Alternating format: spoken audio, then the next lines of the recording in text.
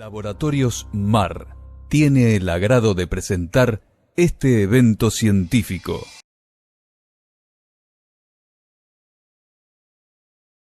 Hola. Sí. Bueno, vamos a continuar con las dos últimas charlas de la mañana. Yo soy la doctora Espadaro, soy médica infectóloga de la ciudad de Bahía Blanca y voy a presentar a la próxima disertante, que es la doctora Marisa Berman. Ella es médica especialista y consultora en infectología, máster en salud pública, es jefa de infectología del Hospital San Roque de Gonet de La Plata y es docente de la Cátedra de Infectología de la Facultad de Ciencias Médicas de la Universidad de La Plata. El tema va a ser bacteriemias asociadas a catéteres centrales y bueno, con la misma modalidad que en las otras charlas, vamos a después al final hacer los comentarios y las preguntas, así que los que están en modo virtual, si quieren escribir las preguntas por el chat, yo voy a estar tomando apunte de eso. Así que le damos la bienvenida a la doctora Marisa. No sé si quiere, Marisa, ¿querés hablar a ver si el audio se escucha bien? Sí, y quería saber si ya podía compartir, porque no sé si me autorizaron ya poder compartir. Sí, está todo ok, así que podés compartir pantalla. Perfecto. Bueno, ante todo, quería agradecer al comité organizador y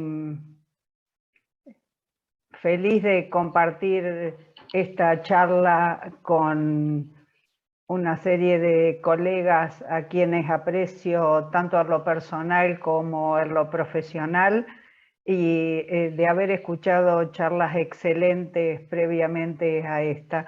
Así que bien, estoy muy contenta con esta posibilidad.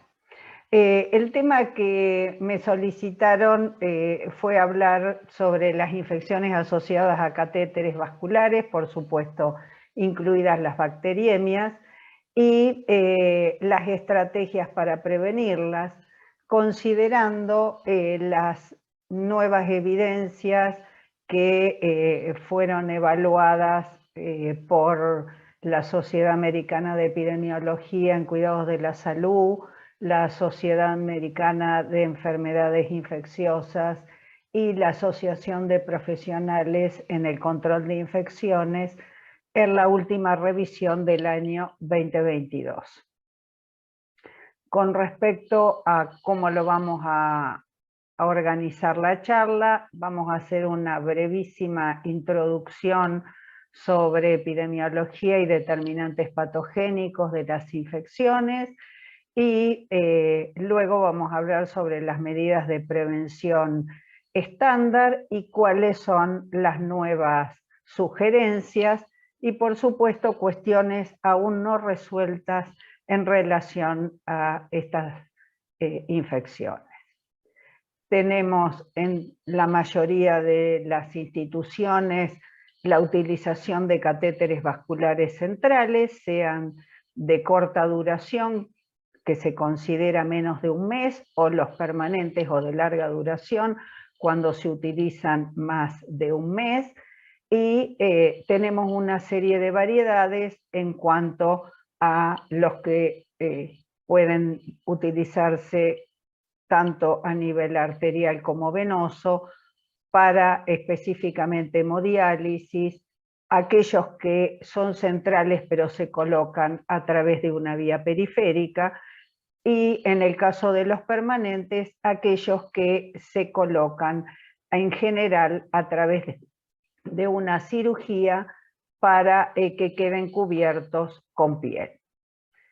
Con respecto a las infecciones asociadas a los catéteres, desde el punto de vista epidemiológico, forman parte, por supuesto, de las infecciones asociadas a los cuidados de la salud, son endémicas en la mayoría de las instituciones, incrementan la morbilidad entre un 10 a un 20%, la mortalidad atribuible a las unidades de cuidados críticos oscila entre un 12 hasta un 25%, prolongan la internación desde una semana hasta un mes inclusive, dependiendo de la gravedad del mismo, incrementar los costos variables ajustados por paciente con bacteriemias en algunos trabajos hasta $32.000 por paciente. Con respecto a la fisiopatogenia, sabemos que en más de un 65% de los casos se originan por la colonización de los microorganismos de la piel en el sitio de inserción. Por eso vamos a ver de múltiples recomendaciones relacionadas a esto, porque la colonización de los gérmenes en el sitio de inserción genera que estos gérmenes migren por la cara externa del catéter y lleguen al torrente circulatorio generando las bacteriemias. Hay un 30% aproximadamente que se producen por contaminación de los sitios de conexión que terminan comprometiendo la cara interna del catéter y se denominan infecciones intraluminales, y un pequeño porcentaje que tiene que ver con otras vías, en general relacionadas a contaminación de infusiones, que son en verdad bastante raras, excepto en infusiones que se presenten como polidosis, con lo cual eso podría generar la posibilidad de colonización previa a la utilización.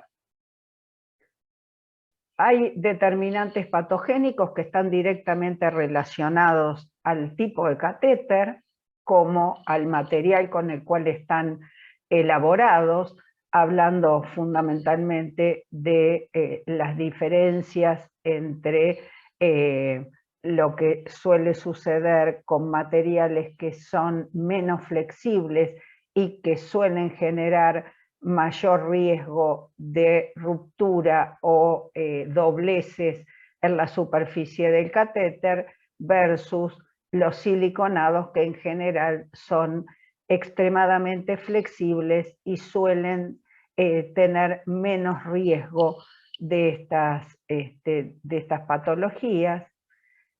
El determinante relacionado a la urgencia, la inserción, que tiene fundamentalmente que ver con las dificultades en mantener la técnica séptica por la urgencia en la cual se debe colocar el catéter, que por supuesto una vez que el paciente se encuentra estable, se debiera remover y colocar en las condiciones pertinentes, y el sitio de colocación del catéter, que como ustedes sabrán, cuanto mayor colonización tenemos en el área en la cual se coloca ese catéter, mayor riesgo vamos a tener de infección asociada. Por eso, desde hace muchísimo tiempo se recomienda la no utilización de los vasos femorales en pacientes adultos, dado que esa área cercana al perine es un área de altísima contaminación. Con respecto al huésped, sabemos que la severidad de la patología de base, la pérdida de la integridad cutánea en el área de colocación o la alteración de la microflora van a ser determinantes de alto riesgo para generar infecciones. Y en relación al cuidado, el uso indiscriminado de los catéteres para múltiples propósitos, el incumplimiento de la técnica aséptica, la utilización de múltiples vías y la colonización con microorganismos resistentes van a ser condicionantes de importancia. ¿Qué es lo que sucede, digamos, desde el año 2000? Perdón, que ahí estamos. Desde el año 2000 aproximadamente, el Ministerio de Salud de Nación, a través del Programa Nacional de Control de Infecciones, ha promocionado, ha solicitado a la mayoría de las instituciones, les ha ofrecido, digamos, como guía una serie de paquetes de medidas que son de eficacia probada como medidas esenciales para tratar de minimizar el riesgo de las infecciones asociadas a catéter, tanto en el momento de la inserción como las medidas que se requieren para el mantenimiento de los mismos.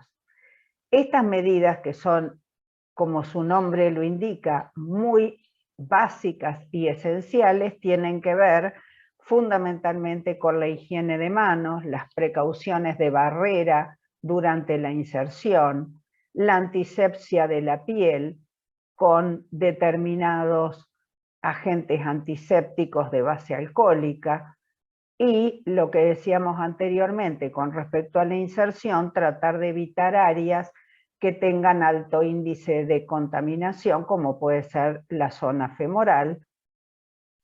Y con respecto al mantenimiento, además de la antisepsia de la piel con este antiséptico de base alcohólica, mantener las coberturas intactas, desinfectar las conexiones con alcohol y remover los catéteres en forma que son innecesarios.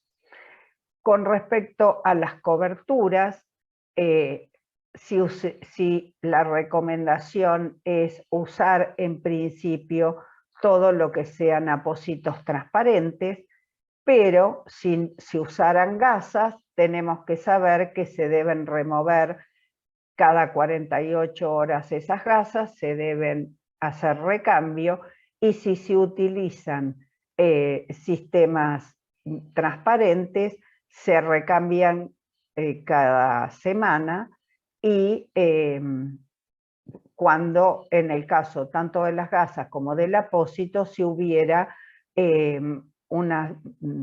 digamos, desgarros, suciedad o sangrado sobre dichos apósitos. ¿Qué otras condiciones se consideran? Bueno, lo que decíamos recién de los apósitos, los reemplazos. En el caso de que el paciente estuviera con evidencia de sangrado o diaforesis, se recomendaba la gasa sobre la cobertura transparente. La necesidad de evaluar diariamente el sitio de inserción y curarlo cada 48 horas para disminuir la carga bacteriana sobre el sitio donde se encuentra colocado el catéter, y registrar la fecha de curación para tener en consideración cada cuánto se estaba realizando el mismo. Por supuesto, para las distintas instituciones que hacían el seguimiento desde el punto de vista de la vigilancia de las bacteriemias por catéter, se recomendaba hacer el seguimiento con listas de control tanto para la inserción como para el catéter, que actualmente por supuesto se siguen utilizando, para tener en realidad la visión real de qué era lo que estaba sucediendo en cada una de las instituciones con respecto a eso. Qué cantidad de bacteriemias, qué tasas de bacteriemia se tenía por días catéter utilizado, y cómo era el manejo en cada institución. Porque en base a eso realmente uno podía valorar si las acciones de prevención eran o no utilizadas apropiadamente y si tenía respuesta desde el punto de vista de las acciones que se estaban tomando. A partir de este año, en mayo, se hizo la publicación de la revisión de las 3 grandes instituciones o sociedades americanas relacionadas a estos estudios, y lo que hicieron en realidad fue un comité de expertos de estas 3 sociedades, recopilaron información de los últimos 10 años y evaluaron las evidencias con respecto a las distintas recomendaciones para poder evaluar cuáles realmente eran de alto impacto o tenía alta evidencia la disminución del riesgo de las infecciones en catéteres venosos centrales. Con respecto a ello, se enunciaron estas recomendaciones. Antes de la inserción del catéter, se recomienda bajar drásticamente la carga bacteriana utilizando clorhexidina para el baño diario de los pacientes en la terapia, que era una de las cosas que decíamos anteriormente. Recuerden que más del 65% de las infecciones tiene que ver con la carga bacteriana en el sitio de colocación, por lo cual es muy importante ese manejo. Que el personal que trabaje tanto en la inserción, cuidado y mantenimiento debe tener una educación y una evaluación de competencias que así justifique que se dedique o que tenga como acción el manejo de dichos catéteres, y proporcionar un acceso a las indicaciones de recomendación en el uso de los catéteres para evitar la colocación innecesaria de los mismos.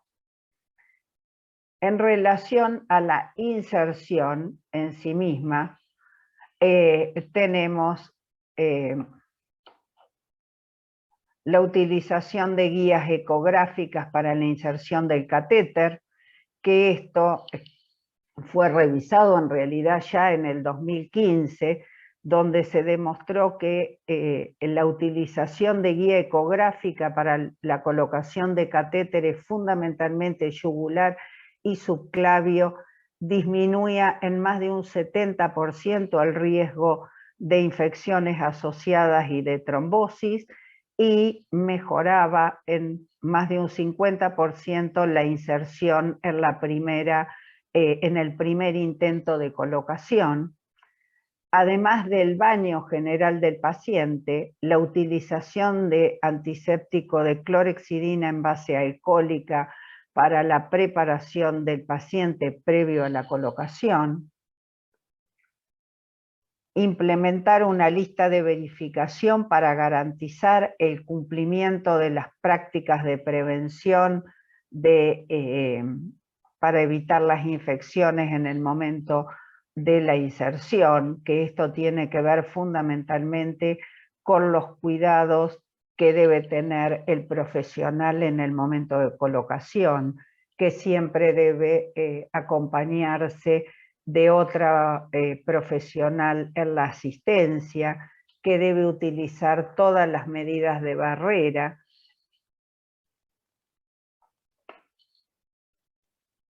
Y por supuesto,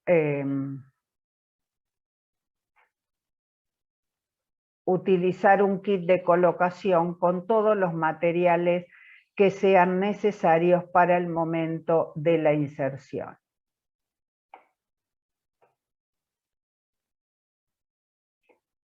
En relación a el mantenimiento de los catéteres, garantizar la cantidad de enfermeras en las unidades críticas por paciente para que justamente se pueda hacer el trabajo apropiadamente, utilizar apósitos que contengan clorhexidina para las curaciones de los catéteres, siempre hablando de pacientes mayores de 2 meses por el riesgo que puede generar en los niños, el reemplazo de rutina de los equipos de administración que hasta hace relativamente poco tiempo decíamos se deben recambiar cada 96 horas, actualmente se vio que si se recambian cada 7 días no hay diferencias significativas con el riesgo de infección, excepto que se use sangre hemoderivados o alimentación enteral parenteral con lípidos, que en ese caso sí se debe hacer el recambio inmediatamente posterior a que pasa la infusión. Desinfectar los conectores del catéter, los que son sin agujas y los puertos de inyección antes de acceder a los mismos, para evitar lo que comentamos anteriormente de la infección intraluminal, y retirar los catéteres que no sean esenciales. ¿Qué cosas se recomienda no hacer? No usar catéteres de alimentación para administrar otros fluidos, no usar antimicrobianos de rutina para prevenir las bacteriemias y no realizar rutinariamente cultivos de vigilancia de catéteres, dado que solo se recomiendan los cultivos en el caso de que haya evidencia clínica de infección. Hay algunos enfoques adicionales que no son recomendaciones para todos los pacientes, sino que son solamente planteos a realizar en casos específicos de que luego de que se hayan implementado las medidas básicas de prevención, aún persistan tasas extremadamente elevadas de bacteriemias en el área, o en pacientes específicos donde tenemos mucho más riesgo de mortalidad frente a una infección asociada a catéter, como pueden ser pacientes con dispositivos intravasculares implantados, como pueden ser válvulas cardíacas, en quienes el hecho de tener bacteriemias secundarias al catéter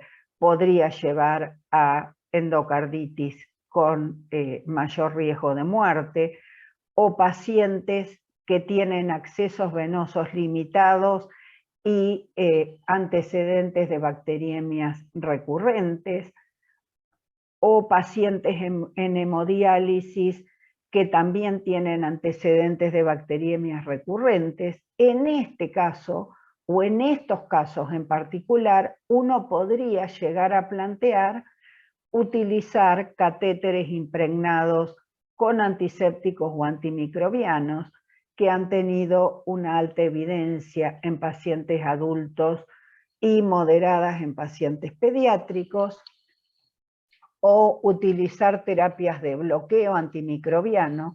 Con respecto a los catéteres impregnados, pueden ser impregnados por rifampicina o minociclina, y con respecto a los antisépticos, fundamentalmente clorexidina.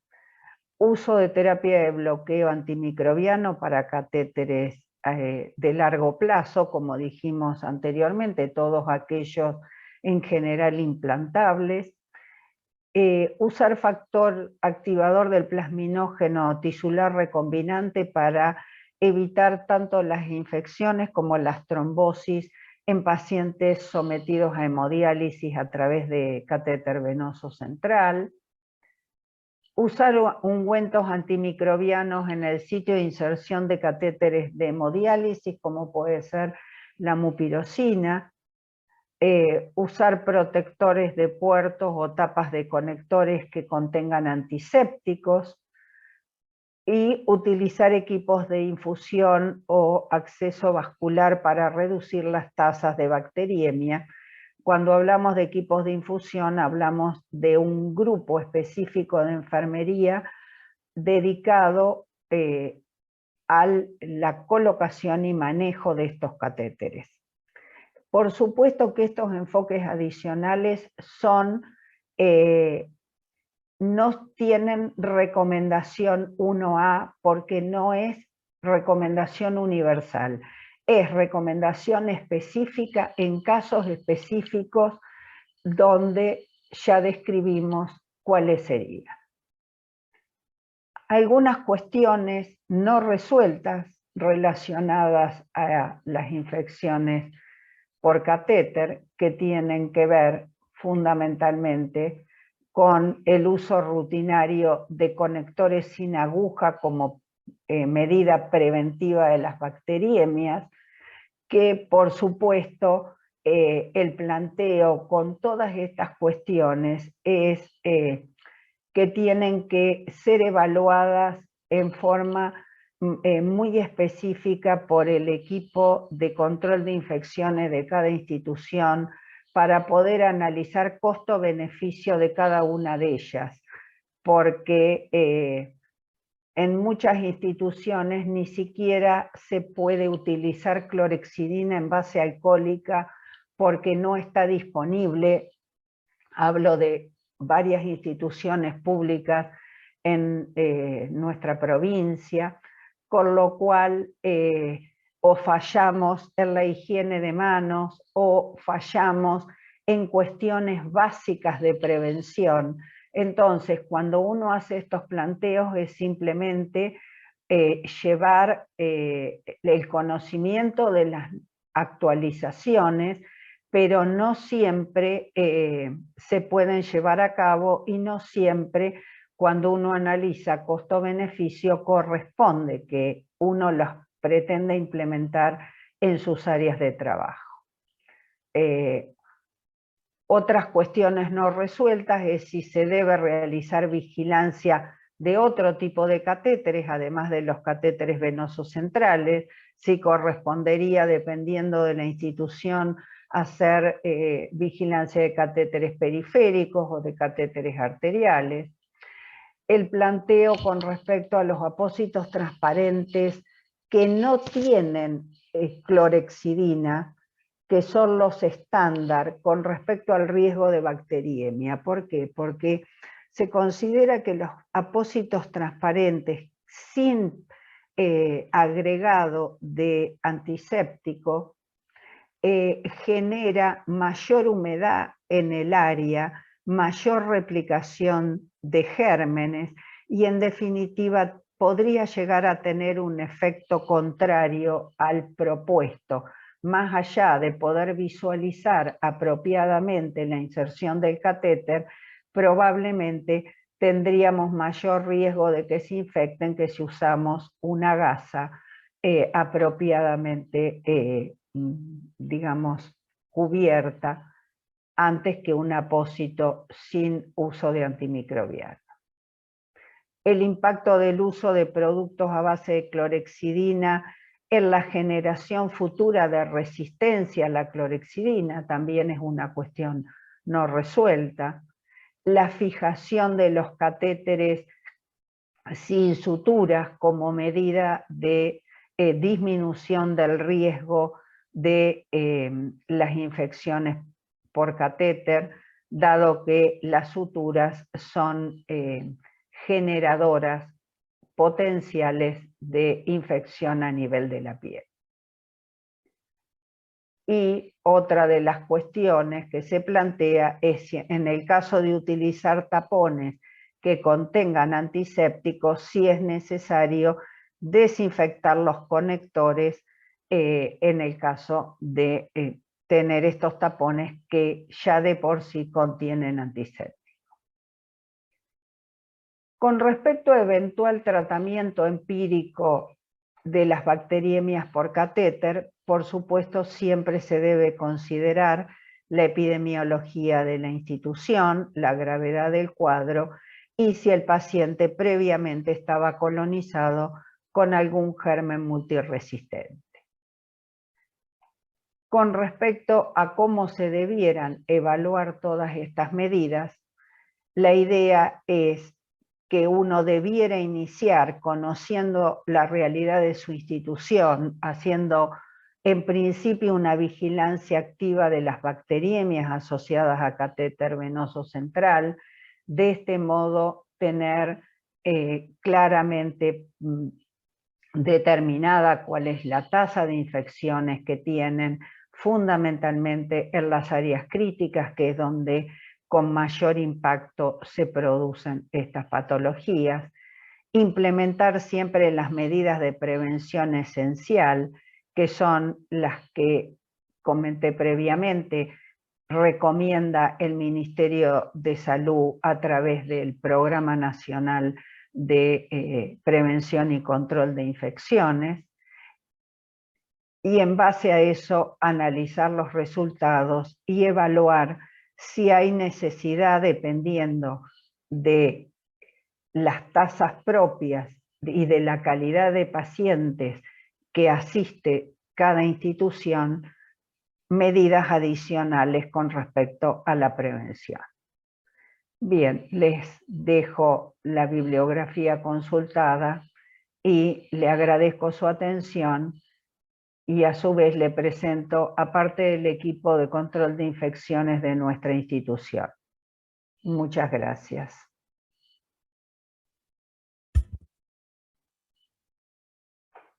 Bueno, muchas gracias, Marisa. Estas charlas son una parte científica de repaso de conceptos que continuamente estamos viendo. Bueno, ahora que el COVID nos abandonó un poquito y empezamos a atender todas las patologías que veíamos habitualmente, empezamos un poco de vuelta a refrescar estos conocimientos de enfermedades que tenemos todos los días y de las complicaciones que tienen las internaciones. Este tema es un tema que me resulta muy importante porque al menos en las ciudades grandes pero chicas que tenemos en el interior, nos resulta muy difícil porque la complejidad de los pacientes ha ido aumentando. Creo que eso nos está pasando mucho después del COVID, donde la gente dejó de ir a los centros de referencia para atender ciertas patologías y empezó a atenderse en sus lugares de residencia, y para nosotros cada vez es más común tener pacientes, por ejemplo, oncohematológicos, que previamente no tratábamos, que tienen por ahí vías centrales y tenemos estas complicaciones infecciosas que muchas veces son de alta mortalidad. Yo te quería preguntar, o como para empezar las preguntas, si después alguien más quiere hacer algún comentario, hacer un pequeño repaso de cuál sería la recomendación de retirar un catéter, porque muchas veces tenemos esta dificultad de que las bacteriemias, para ser bien tratadas, tienen que tener esa parte del análisis, porque muchas veces una bacteriemia o una infección asociada al catéter no solo se resuelve dándole antibióticos al paciente, que es una lucha que a veces tenemos, y a veces cuesta mucho retirar un catéter en estos pacientes que son complejos y críticos, pero es parte del tratamiento, y muchas veces el fracaso de los tratamientos tiene que ver con esa evaluación y esa decisión puntual. Quería ver si querías hacer un comentario respecto a esto, y bueno, los invito a que vayan haciendo algún comentario o alguna pregunta. En realidad, por supuesto que en todo paciente es fácil que tenga catéteres, me están saliendo ahí, se escucha bien, ¿no? Que tengan catéteres fácilmente removibles frente a la sospecha de una bacteriemia por catéter, idealmente hay que retirarlos siempre. En el caso de catéteres implantables, donde tenemos mayor dificultad en cuanto a la posibilidad de remoción de catéteres, o en aquellos pacientes donde la remoción del catéter puede generar que ese paciente difícilmente tenga otro territorio venoso en el cual colocarlo, el manejo en base a la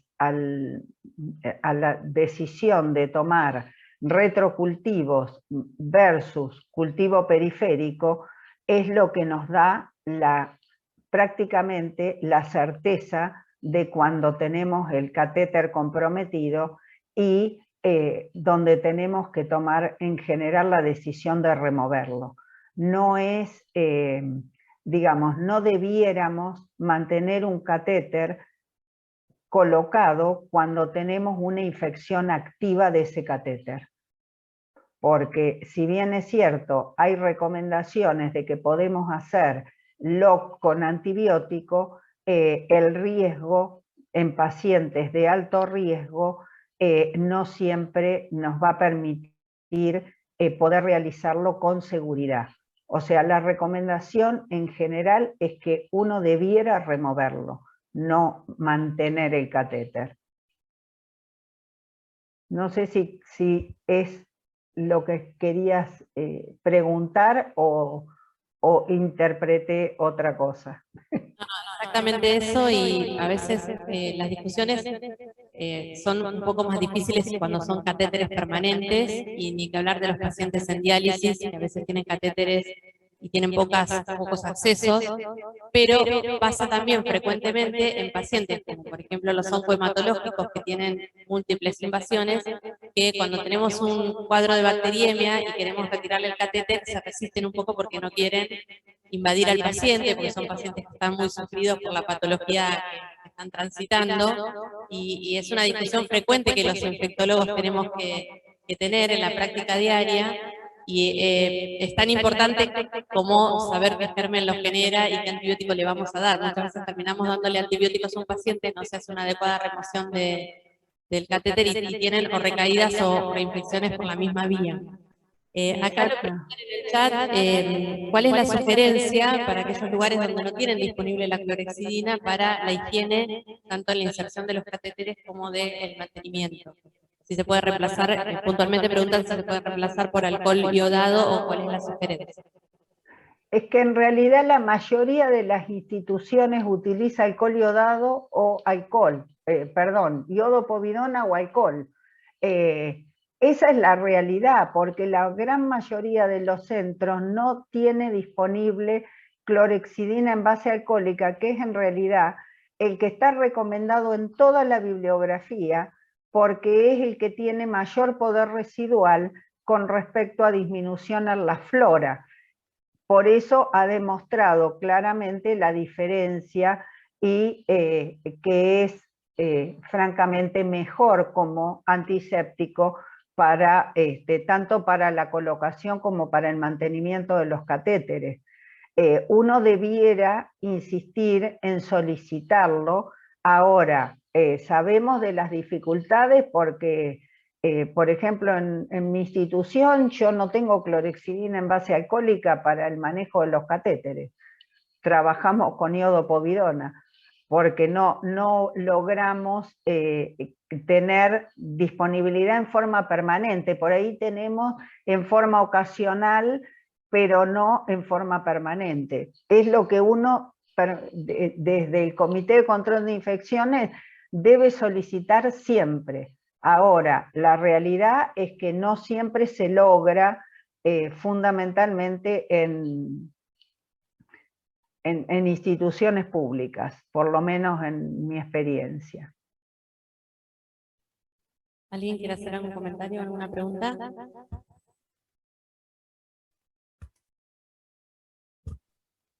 Buen día. Yo quería preguntar en pacientes que tienen que usar catéter en tiempos prolongados, supongamos que el paciente no tiene una complicación, o sea, no está infectado, no se tapa el catéter, si está indicado, digamos, recambiar ese catéter, o sea, puede ser por cuerda de piano o no, o se mantiene hasta que se complique si eso pasa. La recomendación es mantenerlo hasta que el catéter o se obstruya o se infecte. En lo posible, el mantenimiento debe ser lo que prime, y por eso se insiste tanto en las medidas de prevención para evitar justamente llegar a tener que removerlo, que es lo que uno tiene que tratar de evitar. Gracias. Bueno, por el chat preguntan cuál es el rol o qué sugerencia hay respecto al loop therapy que se mencionó hace un ratito cuando hablábamos de retirar los catéteres. Así es que hay alguna recomendación precisa, cuáles serían los casos que estaría indicado hacerlo. Perdón, no se escucha bien, hay mucho eco. A ver, ¿me escuchás mejor, Marisa? Reiterame bien, por favor, Soledad, porque no se me perdió con el eco la pregunta. En el chat preguntan, que se mencionó en el comentario anterior, cuál sería el rol del loop therapy en los pacientes que tienen un catéter de largo uso diálisis, por ejemplo. Si es que existe alguna recomendación específica en quienes sí y en quienes no. Es un poco lo que hablábamos con respecto a recomendaciones especiales, o sea, pacientes que no tengan otra posibilidad digamos, en cuanto a territorio, porque son pacientes multiagredidos. Entonces, puntualmente, en esos pacientes donde remover el catéter probablemente sea perder totalmente la vía, se trata de hacer la recuperación durante una semana, colocando antibiótico, manteniendo diariamente la utilización del antibiótico hasta que se necesite reutilizar ese catéter, para poder tratar de evitar removerlo. Pero son casos muy puntuales. No se recomienda hacer en forma sistemática, por decirlo de algún modo. Bien, excelente, quedó muy claro. No sé si hay algún otro comentario o alguna pregunta. Bueno, ahí le alcanzamos en el micrófono.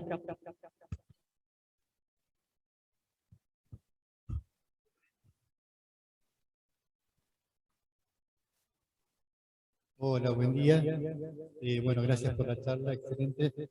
Y en el marco de neonatología, nosotros usamos catéteres percutáneos frecuentemente con un uso bastante prolongado, cercano a 30 días. Y en este último año hemos tenido un incremento de las infecciones asociadas a catéteres. Quería hacer un par de preguntas relacionadas con eso. Una es cuando retiramos el catéter, creo que la recomendación ideal es poner una vía periférica durante 48 horas antes de colocar una nueva percutánea. Eso nos trae enormes dificultades y muchas veces colocamos otra percutánea. ¿Está bien eso? La única recomendación importante en relación a esto es no utilizar el mismo vaso sobre el cual se estaba trabajando. Por eso la recomendación de dar un periodo para permitir con una periférica, probablemente si no tenían disponible otro vaso. Pero si no, uno debe usar hacer recambio desde otro vaso, nada más. Ok, perfecto. Y una cuestión más. Hemos observado en varias ocasiones en pacientes que ya estaban sin tratamiento antibiótico, que cuando le removemos la percutánea porque terminamos la nutrición parenteral, en las horas siguientes o al día siguiente tenemos una infección. ¿Hay alguna medida profiláctica que se deba tomar?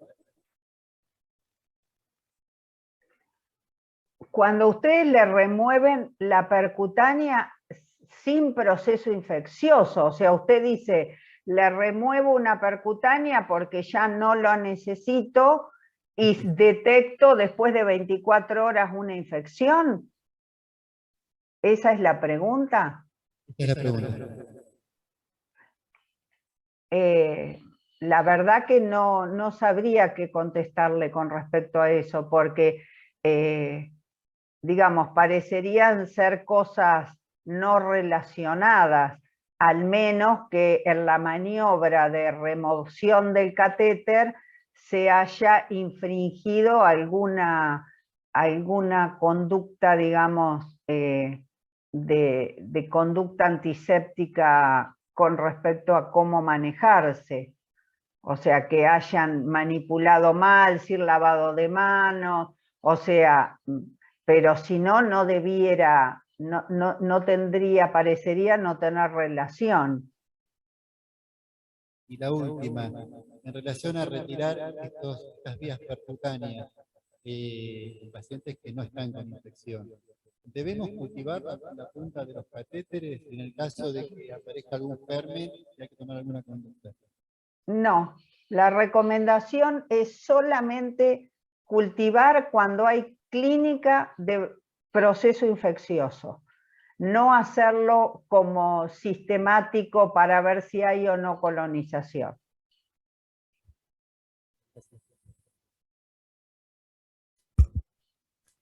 Bueno, muchas gracias a todos. Gracias, Marisa, fue muy productiva la charla y el intercambio posterior. vamos a pasar a la última charla de la jornada y bueno, les agradezco a todos la atención y habernos invitado y poder estar acá.